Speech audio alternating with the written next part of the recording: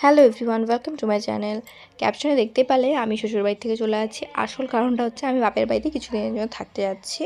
তো এদিকে দেখছো আমার বেডিংপত্র গুছানো কমপ্লিট। এদিকে সকাল 6:30টাও বেজে গেছে। আমি এদিকে ভাত টাত সব তরকারি রান্নাবাড়ি করে এইদিকে দেখতে পাচ্ছ স্নান টান করে আমি ঘরে চলে এসেছি।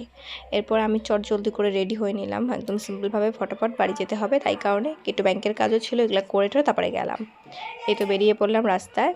তারপরে এইটা দেখো বাড়িতেও চলে এসেছি। বাড়িতে কিছুদিন থাকবো, কারণ সে 8 মাস হয়ে গেল আমি বাবার বাড়ি এসে থাকতে পারি না। আর এদিকে বাড়ির জন্য ঠান্ডা চকলেটস এইসব নিয়ে এসেছিলাম, কারণ বাড়ি থেকে মিষ্টি টিষ্টি খায় না। তো এদিকে দেখো ওকে আমি বলছিলাম পাউট করতে, আর ও দেখো কেমন করছে মুখটা। তো যাই হোক, এর সাথে সারাদিন কখন আমার কেটে যায় কিছু বুঝতেও পারি না। হাসি খেলা ওর সাথে, ওর দুষ্টুমিগুলো দেখা খুব ভালো লাগে।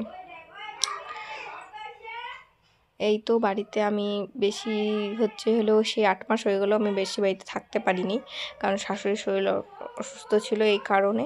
তো আজকে ঠিক করেছি যে 7 দিন এসে আমি বাড়িতে থাকবো। তো এটা হচ্ছে আমার বিড়ালের মা। এটা আমার মাসির মেয়ে। ও এসেছিলো আমাদের বাড়িতে ঘুরতে। তো এসে দেখলাম ও আমাদের বাড়িতে এসেছে ঘুরতে। তারপরে এটা আমার বৌদি, ক্যামেরা আসতে খুবই লজ্জা পায়। তারপরে এতে দেখো ওর সাথে আমি খেলছি, ও আমার সাথে দুধ ভাত দেওয়ার খেলা খেলছিল, ওকে আমি খেলা শেখাচ্ছিলাম কীভাবে খেলতে হয়। এবার ও আমার হাতে দিচ্ছিল আর খেলছিল